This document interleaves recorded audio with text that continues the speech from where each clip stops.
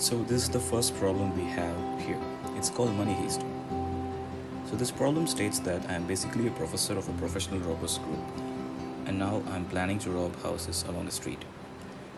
Each house has a certain amount of money stashed. Let's say we have 5 houses. Let me draw these houses real quick.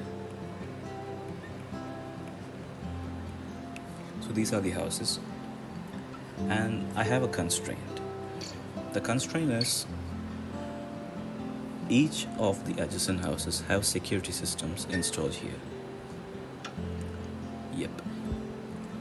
And so the problem which arises is if I rob 2 houses, if I rob 2 adjacent houses, basically if I rob this house and this house on the same night, I'll be caught. This is the constraint which we are gonna face now. So I have to avoid this. So our problem is to find the combination of houses which are not adjacent that I have to rob to get the maximum amount of money in one night, and obviously without alerting the police. So let's dive into the coding part real quick. So let me explain the driver's code first. I have a variable n, capital N. It's basically an integer. It gets the input, and then I have a houses. It defines a list, and then I split the input and I store it in that list. And then in the print statement I use my main function. It's called maths money to rob, and these are the 2 parameters. And now let me come to the main function. So it's called maths money to rob, and capital N represents the number of houses, and then the houses is the list which we saw here. And in the simplest manner, if we think like that, if n is equal to 0, we return 0, which basically means the street is empty and there's no house to rob, so we just return 0. And if n is equal to n, there's only one house and there isn't any houses nearer to that house, and there is no problem because we get caught only when there are 2 adjacent houses and we rob both of them. So if there's only one house, we just rob that house. That's it. Simple. Next we have a variable dp. dp equals 0 into n. So dp of 0 is equal to house is 0, and dp of 1 is equal to the maximum between houses of 0 and houses of 1. So dp, it's actually an array with the money in the first 2 houses. That is dp of 0 and dp of 1. Then in the for loop, we iterate over the remaining houses starting from the 3rd house. So that's why we use the 2 here, and calculate the maximum amount of money that can be robbed up to each house by considering the maximum of either robbing the current house or skipping it. I'll be repeating it again so you guys can understand.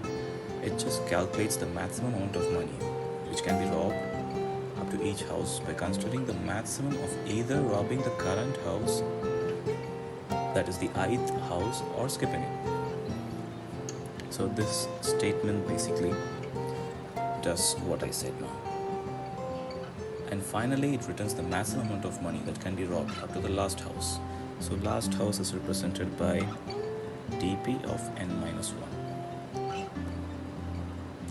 So let me explain this code real quick. This code implements a dynamic programming approach to solve the house robber problem, but the goal is to maximize the total amount of money robbed without robbing adjacent houses, that is nearby houses. By storing the maximum amount of money that can be robbed up to each house in the dp array, it efficiently calculates the solution by considering the choices of robbing or skipping each house. So guys, this is how this code basically works. This code is efficient. The time complexity of this code is O of n, where n is the number of houses. So this is the first problem.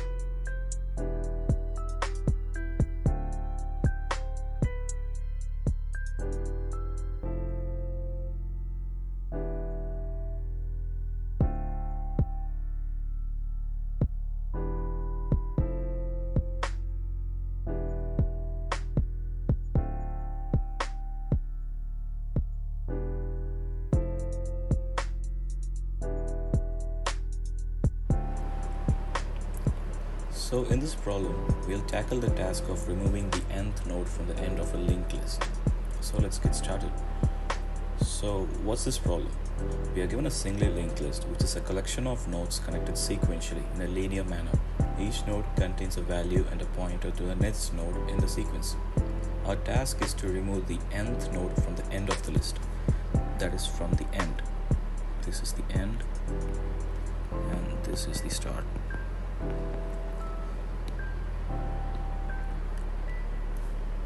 So each node contains a value and the pointer. Our task is to remove the nth node from the end of the list, which this means we'll have to traverse the list, identify the target node, and then remove it. So let's see how we are going to approach this. Our approach to solve this problem involves a clever technique using 2 pointers. So we use 2 pointers here. We'll set up 2 pointers initially, both pointing to the head of the linked list. This is the head. We have 2 pointers here. One pointer, let's call it fast pointer. So let's call this fast pointer. It will advance n steps ahead of the other pointer.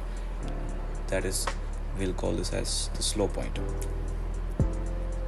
We'll be moving both pointers simultaneously until the fast pointer reaches the end of the list.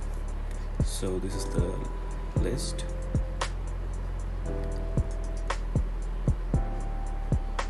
This is the fast pointer and this is the slow pointer. When fast pointer reaches the end of the list.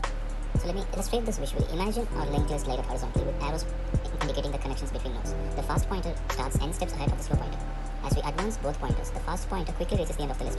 Obviously, it's called fast, so it keeps up its name. So meanwhile, the slow pointer lags behind, stopping right before the target node to be removed. With this setup, we can easily identify the node to be removed. So let's say the target to be removed is the 4th element. So after this is the 4th element. So in our approach, the fast pointer will be in a place ahead of the element which needs to be removed. In our case, it's 4th.